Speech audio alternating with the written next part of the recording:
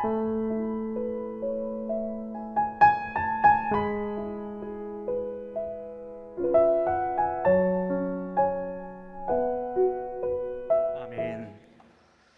어린 시절 누구나 다 읽어봄직한 나다나엘 호손이 쓴 단편 소설 큰 바위 얼굴이라고 하는 그 단편 소설 여러분 혹시 기억하시나요?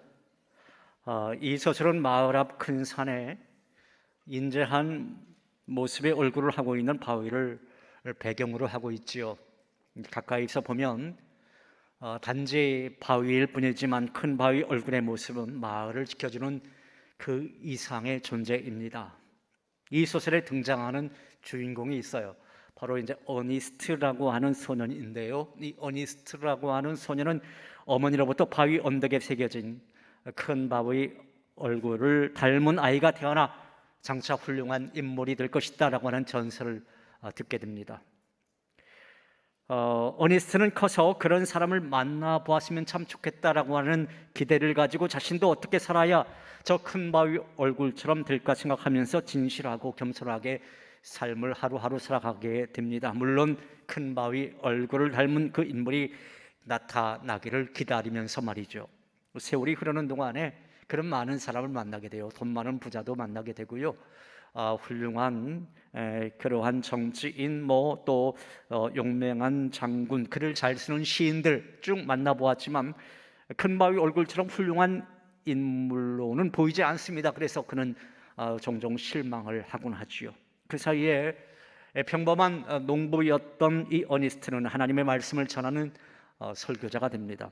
계곡에서 설교를 하면요, 마을 사람들뿐만 아니라 먼 곳에서도 많은 사람들이 이 어니스트의 설교를 듣기 위해서 찾아오는데요, 이 어니스트의 모습은 자애롭고 신비롭기까지 합니다. 그러던 어느 날 어니스트의 설교를 듣기 위해 계곡을 찾아온 어느 시인은 바로 이 어니스트의 모습에서 큰 바위 얼굴을 발견하게 됩니다. 그리고 곧바로 어니스트를 향해 소리칩니다. 저 사람이 큰 바위 얼굴을 닮았다라고 말입니다. 하지만 어니스트는 자기보다 더 현명하고 나은 사람이 큰 바위 얼굴과 같은 용모를 가지고 나타날 것이다 라고 하는 어떤 기대를 계속 가지고 기다린다라고 하는 그 이야기가 이 큰 바위 얼굴이라고 하는 이 단편 소설의 내용입니다. 오늘 우리는 대림절 첫 번째 주일을 지내고 있습니다. 대림절이란 예수 그리스도의 탄생을 기념하는 예수 성탄전 4주간을 말하는데요, 이 대림절의 신학적 의미는 두 가지입니다. 하나는 이미 우리 가운데 오신 주님의 성탄을 마음 정결하게 준비하는 기간, 그리고 다른 하나는 영광 가운데 다시 오실 주님을 기쁜 마음으로 기다리는 그러한 기간입니다. 한마디로 기다림의 절기가 이 대림절의 기간인 것입니다. 이은상 작사, 현재명 작곡의 그 집 앞이라고 하는 노래 여러분도 기억하실 것입니다. 오가며 그 집 앞을 지나노라면 그리워 나도 몰래 발이 머물고. 여러분, 여기서 퀴즈입니다. 왜 그 시인이 그 집 앞을 지나간 것일까요? 누군가 그 사람이 그립고 또 기다리는 그 마음이 있기 때문에, 또 그 사람과 함께 있고 싶어서 그 집 앞을 지나간 거죠. 이렇게 기다리는 사람, 그러니까 하나님이 그리워서 성전에서 다시 오실 하나님을 기다리고, 하나님 말씀이 그리워서 말씀을 기다리고, 그리고 그 말씀이 성취될 것을 기다리는 사람, 그 사람은 복이 있는 사람입니다. 성경은 주님의 말씀을 들으며 주님의 전에서 기다리는 사람은 생명과 은총을 얻을 것이다, 그렇게 분명하게 말씀하고 있습니다. 그 말씀이 잠언서 8장 34절 35절 말씀인데요, 이 말씀 앞에 자막을 보면서 같이 한번 읽어보실까요? 누구든지 내게 들으며 날마다 내 문 곁에서 기다리며 문설주 옆에서 기다리는 자는 복이 있나니 대저 나를 얻는 자는 생명을 얻고 여호와께 은총을 얻을 것임이니라. 아멘. 사랑하는 여러분, 어니스트가 큰 바위 얼굴처럼 변한 것처럼 이 성전에서 다시 오실 예수님을 기다리는 여러분 모두는 하나님이 약속하신 구원을 경험하고 여호와께 은총을 입으심으로 여러분의 얼굴이 예수님처럼 변해가는 그러한 은혜와 축복이 있기를 주님의 이름으로 축원합니다. 여러분, 사람을 지탱하는 힘이 무엇일까요? 사람을 지탱하는 힘, 그것은요, 비록 지금은 어렵고 힘들지만 앞으로는 잘 될 거야 라고 하는 그런 희망을 품은 기다림일 것입니다. 이 희망을 품은 기다림은요, 어떤 인생의 고통도 이겨낼 수 있게 해줍니다. 그래서 사람에게 가장 필요한 것은 따뜻한 위로입니다. 위로는요, 함께 힘을 내는 거예요. 저 앞에 있는 사진처럼 예수님께서 어느 한 아이를 이렇게 감싸 안고 있잖아요. 자, 힘내. 그런 의미로 저렇게 주님이 옆에 계셔 주시는 것입니다. 내가 가진 힘을 다른 사람에게 주어서 그도 힘을 내게 하는 것, 그것이 바로 위로인 것이죠. 올 한 해 저는 항암 치료를 받으면서 많은 성도들로부터 위로를 받았습니다. 제가 목사로서 교인들을 위로해 줘야 하는데 오히려 교인들에게서 많은 위로를 받았습니다. 그 위로의 힘이 항암 치료와의 싸움에서 방패와 요새와 산성이 되어 주었습니다. 나 홀로 암과 싸우는 것이 아니라 많은 분들이 기도와 섬김으로써 함께 싸워주고 있음을 느꼈습니다. 그것이 정말 감사했습니다. 여러분, 이 세상에 위로가 필요 없는 사람이 있을까요? 아마 아무도 없을 겁니다. 우리 같은 평범한 사람들뿐만 아니라 아무리 돈이 많은 재벌이라 할지라도요, 또 이 세상의 권력을 다 가진 대통령, 아니 정치인이라 할지라도 다 위로가 필요합니다. 어떤 분이 이런 말을 해서 공감이 되었습니다. 이 세상에서 가장 불행한 사람은 누구냐? 가장 불행한 사람은 넘어졌을 때 일으켜줄 누군가가 없는 사람이다. 여러분은 이에 대해서 어떻게 생각하십니까? 누구나 다 넘어질 수는 있습니다. 넘어지면 어떻습니까? 넘어지면 다치고요, 상처가 나기 마련이지요. 아프지요. 그러나 넘어진 것보다 더 큰 아픔은 뭐냐? 넘어졌을 때 일으켜줄 사람이 없다라고 하는 거예요. 때문에 우리는 누구나 다 모두가 위로가 필요한 사람임에 틀림이 없습니다. 그렇게 우리에게 위로가 필요하기에, 우리를 일으켜줄 힘이 필요하기에 우리 주님은 하늘 보좌를 버리고 이 땅 우리 가운데 오신 것입니다. 그것이 바로 임마누엘 성탄인 것입니다. 여러분, 우리가 아파할 때 우리에게 바람처럼 다가오는 분이 계십니다. 내가 어둠의 세계에서 외로움에 떨고 있을 때 내 곁에 슬며시 다가오시는 분이 계십니다. 가난한 내 영혼을 싸매어 주시는 분이 계십니다. 그분이 바로 우리 구주 예수 그리스도이심을 여러분 분명히 믿으시기 바랍니다. 사랑하는 여러분, 저는 오늘 여러분들에게 그 주님의 위로하심이 함께 하시기를 간절히 바랍니다. 사업의 문제로 지치고, 직장의 문제로 지치고, 물질의 문제로, 건강의 문제로, 여러분의 가정의 문제로 지친 우리들에게 오늘 이 시간 주님께서 다가오셔서 주님의 넓은 품으로 여러분을 꼭 품어주시기를 간절히 소망합니다. 우리가 신약성경 누가복음의 말씀을 쭉 묵상하다 보면요, 처음 몇 페이지는 이 약속의 말씀을 믿고 기다리는 사람들의 이야기로 꽉 채워져 있음을 볼 수가 있습니다. 사가랴와 엘리사벳에 대한 이야기, 마리아와 요셉에 대한 그 이야기, 시몬과 안나에 대한 이야기가 누가복음 전편에 쭉 기록되어져 있는데요, 그들은 하나님의 약속이 성취되기를 기다렸던 사람들이었습니다. 그 중에 오늘 우리는 한 사람을 만나볼 수가 있지요. 아무리 힘들고 어려워도 절망하지 아니하고 소망을 품고 살아가고 있는 한 경건한 노인 시므온이라고 하는 사람을 만나볼 수가 있습니다. 그런데 이 시므온이 아기 예수를 만나기 전에 먼저 성경은 이 시므온에 대해서, 시므온의 성품에 대해서 두 가지로 정의를 내리고 있는데요, 오늘 본문 25절에 있는 말씀을 보면 우리는 그 말씀을 잘 알 수가 있습니다. 이 말씀 같이 한번 읽어보겠습니다. 예루살렘에 시몬이라 하는 사람이 있으니 이 사람은 의롭고 경건하여 이스라엘의 위로를 기다리는 자라, 성령이 그 위에 계시더라. 여러분, 어떻게 말씀하고 있습니까? 여기 보니까 우선 시몬의 성품에 대해서 의롭고 경건한 사람이었다, 그렇게 말씀하고 있어요. 한번 따라해 보겠습니다. 의롭고 경건한 사람이었다. 여기서 의롭다라고 하는 것은 사람을 대하는 태도가 의롭다라고 하는 것이고요, 경건하다라고 하는 것은 하나님을 대하는 태도가 경건하다라고 하는 것입니다. 성도는요, 사람에게만 잘해서도 안 되는 것이고 하나님에게만 잘해서도 안 되는 거예요. 좋은 신앙은 항상 이 두 가지가 함께 해야 합니다. 의로움과 경건함, 이 두 가지가 잘 조화를 이룰 수 있어야 된다라고 하는 거예요. 어떤 사람은 하나님께 대해서는 참 경건해요. 그래서 예배 생활에도 정말 충실하고요, 기도도 남보다 더 열심히 합니다. 그런데 생각 없이 내뱉는 말로 다른 사람에게 막 상처를 줍니다. 그리고 거친 행실로 다른 사람을 실족해 합니다. 이런 사람을 좋은 신앙이다 그렇게 말을 할 수는 없는 거겠죠. 반면에 어떤 사람은 사람에겐 정말 잘해요. 그래서 이런 말까지 듣습니다. 저 사람은 법 없이도 살 사람이야. 그런 말을 듣는 사람인데, 그러나 하나님에게는 경건치 못해요.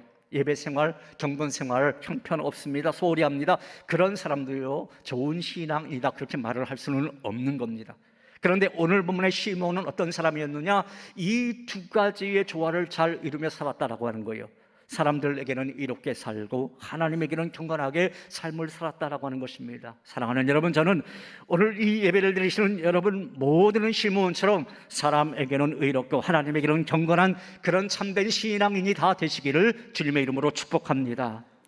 계속해서 25절에 있는 말씀을 보면 시몬에 대해서 이렇게 말씀하고 있어요. 이스라엘의 의로를 기다리는 자였다 이렇게 증언하고 있습니다. 한번 따라해 보겠습니다. 이스라엘의 의로를 기다리는 자.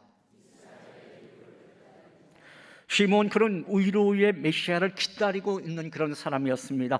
이스라엘 백성들은 말라기 선지자 이후에 400년 동안 메시아 사상을 간직하고 있었는데요. 이 시므온 역시 경건하게 신앙생활을 하던 중에 이 메시아를 기다렸던 그런 사람이었습니다. 그러나 솔직히 이 시몬이라고 하는 사람이 메시아를 기다리기에는 별로 희망이 없어 보여요. 왜 그럴까요? 다음에 두 가지 이유 때문에 그렇습니다. 첫 번째 이유는요, 그 당시 이스라엘의 상황 때문이었어요. 이스라엘의 상황 때문에. 예수님께서 이 땅에 태어나실 때인 2000년 전에 이스라엘은 여러분 어떤 상황이었습니까? 로마 압제 속에 있었잖아요.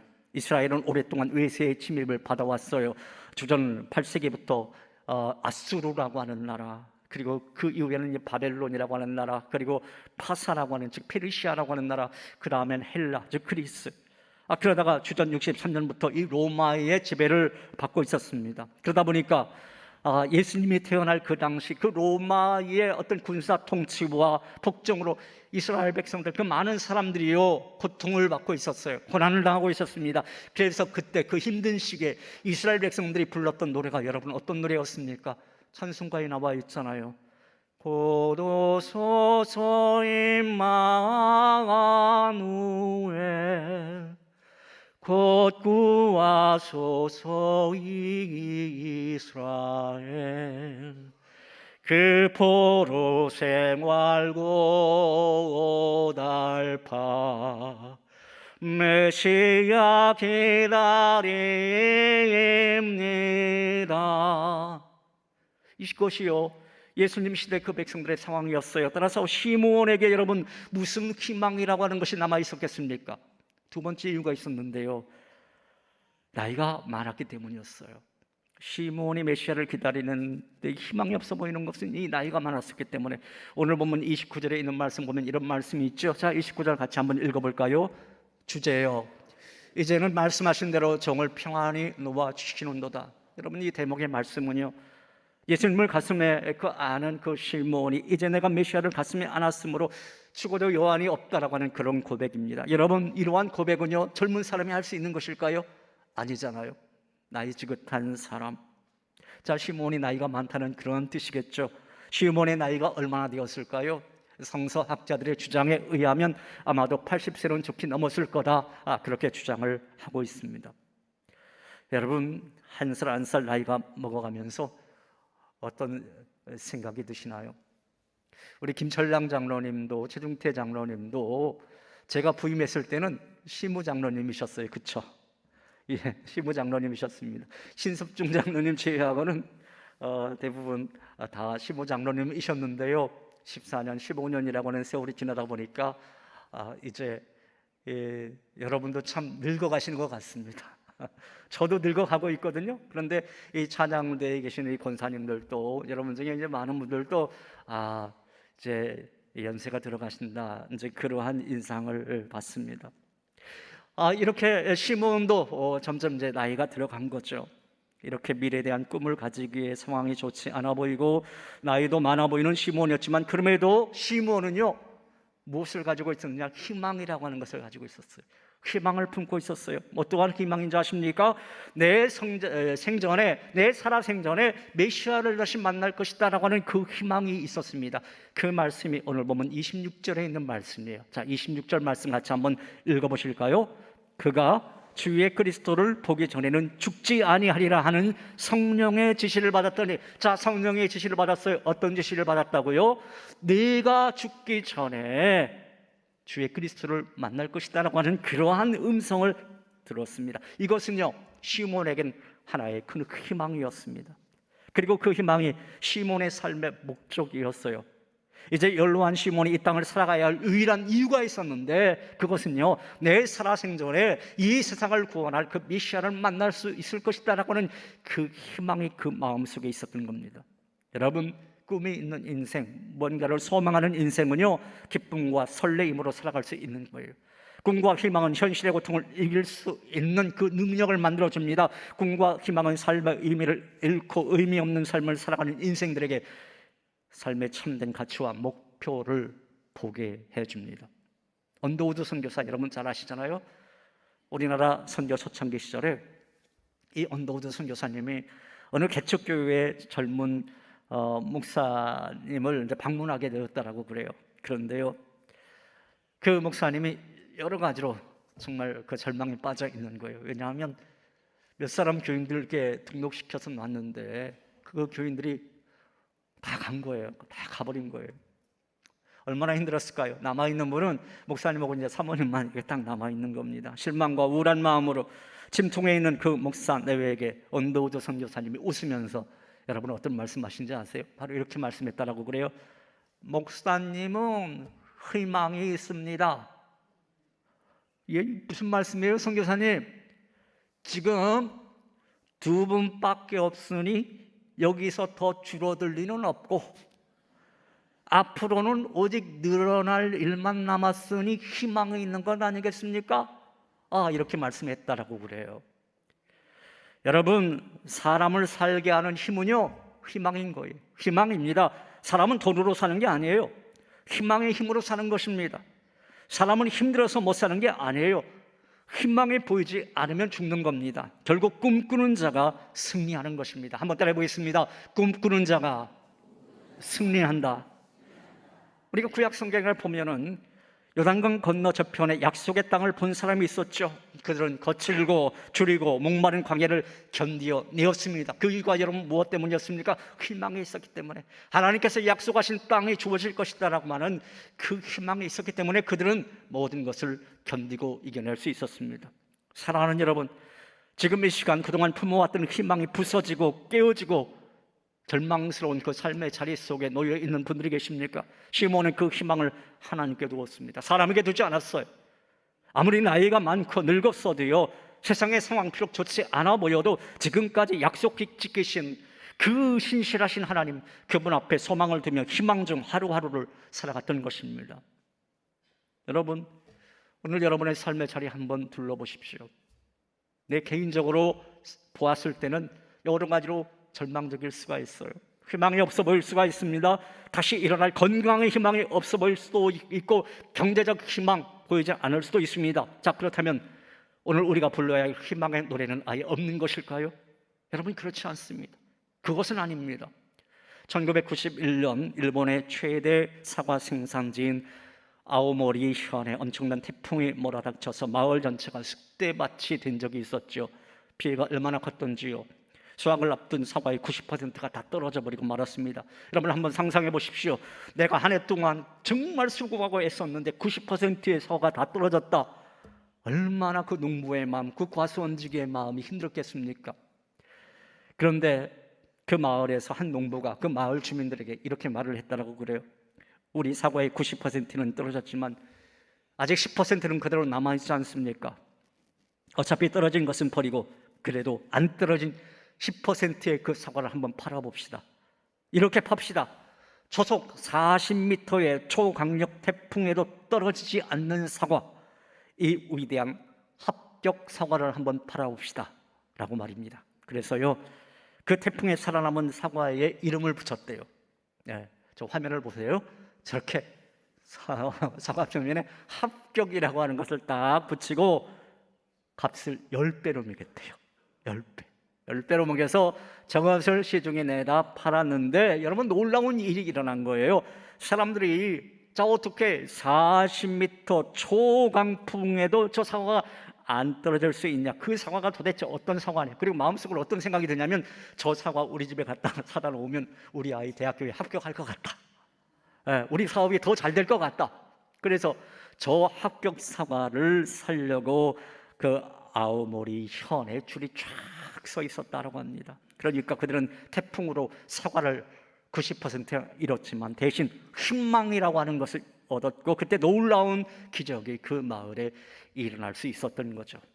여러분, 우리들에게도요, 희망의 노래는 다시 시작돼야 하는 거예요. 우리 가슴에서부터 다시 희망의 노래, 그 노래가 다시 터져 나와야 하는 것입니다. 세상을 포기하고 싶은 사람도 있을 거예요. 정말 절망 가운데, 지금 이 말씀을 들으면서 여러 가지 절망 가운데, 내일은 어떡하지? 내 미래는 어떡하지? 그 절망 속에 살아가는 사람들에게 아직 우리들에게는 희망이라고 하는 것이 있다고, 포기하지 말자고, 함께 힘을 내자고, 우리 입술을 통해서 희망을 다시 선포해야 할 것입니다. 자, 우리 옆에 있는 분에게 한번 그렇게 선포해 봅시다. 우리에게는 희망이 있어. 함께 힘을 냅시다. 사랑하는 여러분, 2024년 다가오는 성탄절의 시몬처럼 신실하신 하나님, 그 약속을 성취하시는 하나님, 그 하나님을 다시 바라보면서 다시 희망을 노래하고 선포할 수 있는 저와 여러분들이 다 되시기를 주님의 이름으로 축원합니다. 시몬은요, 하나님의 약속의 말씀을 믿고 메시아를 기다렸어요. 그리고 메시아가 오신다면 언젠가 이 성전에 다시 나타나실 거야 라고 하는 희망을 가지고 성전을 출입했는데요, 어느 날 보니까 시몬이 성령의 감동 가운데서 성전에 딱 들어갔을 때 마침 마리아와 요셉이 예루살렘 성전에 찾아 들어온 거예요. 유대인의 전통에 의하면 모든 남자아이는 난지 8일 만에 할례라고 하는 것을 받아야 하고, 그 아이가 장남일 경우에는 아이를 하나님께 드려야 합니다. 이것을 정결 예식이라고 하는데요, 마리아와 요셉도 율법에 정한 대로 그 정결 예식을 행하기 위해서 아직 난지 8일밖에 되지 않은 아기 예수를 품에 안고 성전에 들어왔던 거예요. 그 마리아와 요셉이 안고 있는 아기를 시몬이 딱 본 순간 마음에 큰 감동이 일어나는 것입니다. 기쁨이 몰려오기 시작했어요. 자신이 지금까지 그토록 간절하게 기다려왔던 바로 그 메시아, 하나님께서 온 인류의 구원자로 주시겠다고 분명하게 약속하신 바로 그 메시아였기 때문입니다. 노인이었던 시몬은요, 천천히 마리아와 요셉에게 다가갔어요. 그리고는 아이를 안고 있는 마리아에게 그 아이를 내가 좀 안아봐도 되겠느냐고 그렇게 묻습니다. 마리아는 품에 안고 있는 아기 예수를 시몬 품에 안겨줍니다. 저 앞에 화면을 한번 보시죠.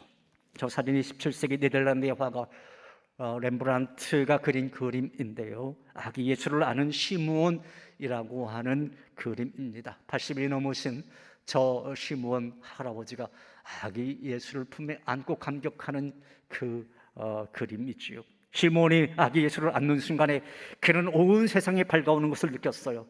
이제까지 평생을 살아오면서 그런 감격 처음 느껴보았을 것입니다. 말할 수 없는 벅찬 감격이 그의 가슴 깊이 밀려 들어왔어요. 그동안 이 순간을 내가 얼마나 기다려왔던가, 그는 세상을 다 품은 것 같은 기쁨이 가득했습니다. 그래서 그는 이러한 찬양을 불렀어요.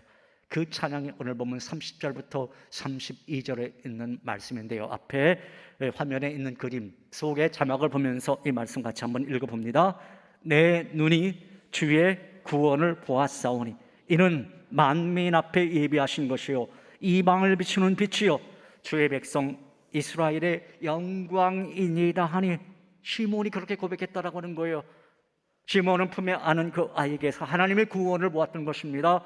비록 지금은 아무런 힘도 없는, 이제 난지 겨우 8일밖에 되지 않은 정말 갓난 아기에 불과했지만, 시몬은 그 아기에게서 죄악과 어둠으로 가득 차 있는 세상을 환하게 비춰줄 빛이 되심을 보았던 것입니다. 한 걸음 더 나아가서 시몬에게는 남들이 알지 못하는 또 하나의 기쁨이 있었어요. 그건 아기를 품에 안음으로써 인해 이제는 모든 인생의 굴레를 벗을 수 있었다라고 하는 거예요. 그것은 하나님의 약속의 말씀 때문이었습니다. 그래서 아기 예수를 안는 순간에 그가 어떻게 외쳤습니까? 주제요, 이제는 말씀하신 대로 종을 평안히 놓아 주시는도다. 무슨 말씀인가요? 이제야 드디어 저에게 참된 해방을 주셨군요. 제가 죽어도 요한이 없겠습니다. 그러한 고백인 거죠. 여러분, 지금 아기를 품에 안은 사람은 누구였습니까? 시므온이었죠. 자, 그러나 시므온은 어떻게 보면 세상의 구원자가 되신 예수님의 품에 안겨 있는 것입니다. 저 앞에 사진을 보십시오. 감격스러워하는 저 시므온의 모습, 예수님의 품에 안겨 세상의 모든 근심과 걱정을 떨쳐버린, 그래서 아무런 걱정이나 근심이 없이 온전히 자유를 만끽하는 자유인으로서의 기쁨에 잦아 있는 저 시므온의 모습. 여러분, 마찬가지입니다. 우리가 이 땅에 태어나신 아기 예수를 우리 품에 안는다면 그건 우리가 아기를 안는 것이 아니라 세상보다 크신 하나님께서 우리를 당신의 품에 꼭 안아주시는 새로운 감격과 기쁨을 우리 또한 맛볼 수 있게 될 것입니다. 여러분, 2000년 전 한 아기가 이 세상에 태어난 그 사건이 왜 그렇게 우리에게 소중한 그 사건일까요? 그 사건이 도대체 오늘을 살아가는 우리들에게 어떠한 관련이 있기에 온 세상이 이 성탄절 즈음에는 그렇게 떠들썩한 것일까요? 그것은 아기로 오신 예수님이 인류의 유일한 희망이기 때문입니다. 그렇다면 예수님이 왜 위로자인 것입니까? 왜 우리에게 희망인 것입니까? 주님은 우리가 당하신 모든 고난을 당하셨거든요. 주님은 가난하셨습니다. 그래서 가난한 자를 위로할 수 있는 거예요. 주님은 따돌림 당하시고 업신여김도 받았습니다. 그래서 세상에서 따돌림 당한 사람을 위로할 수 있는 것입니다. 주님은 마음의 상처도 받았어요. 그래서 상처받은 자를 위로할 수 있는 것입니다. 여러분, 우리가 많이 부르는 찬양 가운데 그 가사 기억나시나요? 나를 아시고 나를 이해하시는 분, 내 마음을 고치시고 내 상처를 만지시는 분, 그분이 바로 누구일까요? 바로 우리 구주 예수 그리스도이심을 여러분 꼭 기억하시기를 바랍니다. 여러분, 시므온이 예수님께 위로를 받은 것처럼 우리도 주님께 위로 받아야 할 사람들임에 틀림이 없습니다. 사랑하는 여러분, 이 시간 주님의 참된 위로가 이 대림절 예배를 드리시는 여러분들에게 온전히 임하시기를 주님의 이름으로 축원합니다. 이 시간은 우리 그 찬양 부르죠. 마라나타 주 예수여 어서 오시옵소서라고 하는 이 찬양 함께 부르겠습니다.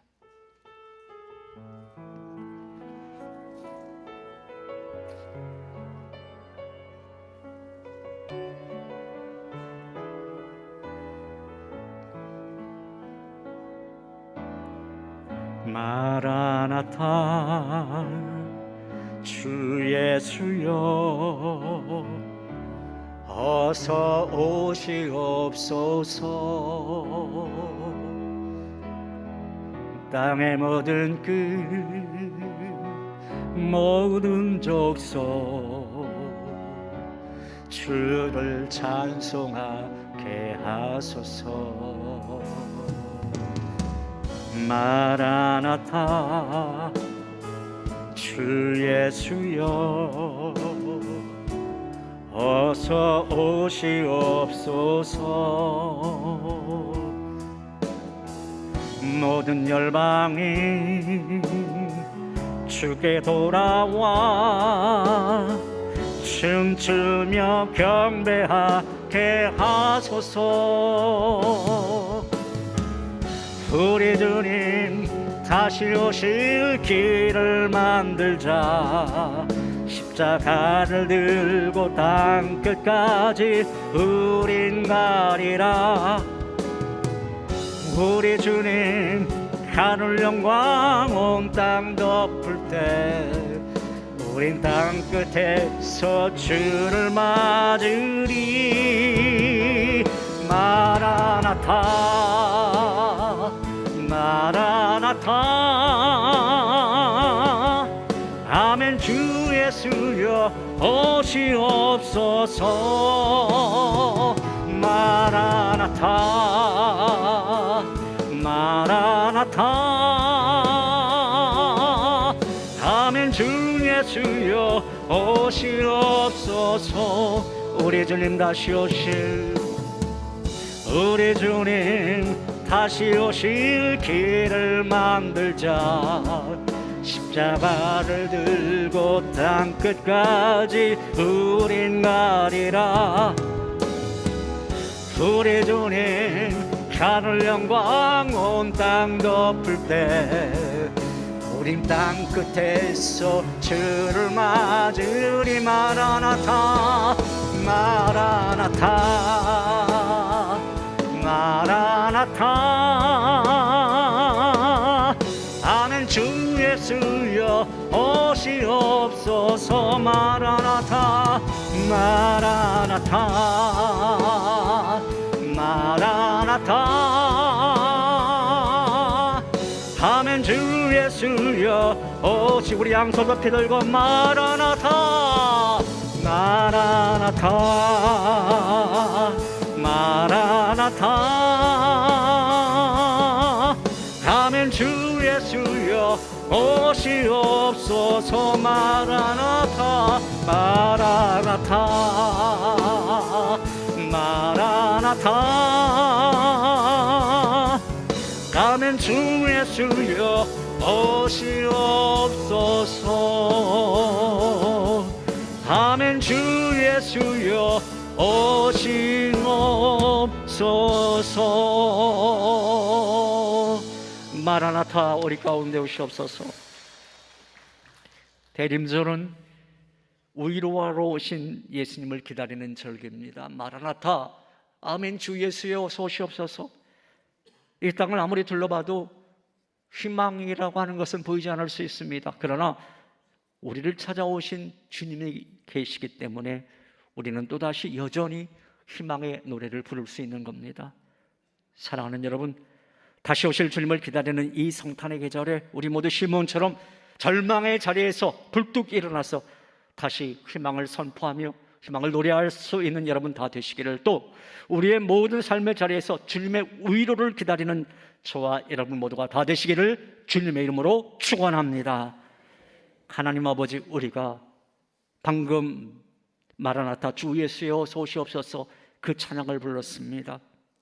우리의 성도들 여러 가지로 어렵고 절망적인 삶의 자리에 있다 할지라도, 또 올 한 해 또 세월이 지나가면서 나이가 한 살 한 살 더 들어감에도 하나님, 오늘 시몬처럼 여전히 희망을 가슴에 품고 다시 오실 메시아 그 예수 그리스도를 우리 마음속에 소망하며 기다리며 주님을 하루하루 기다리는 우리 한 사람 한 사람 다 되게 하여 주시옵소서.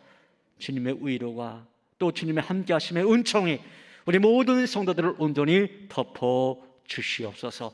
예수님 이름으로 기도하옵나이다. 아멘.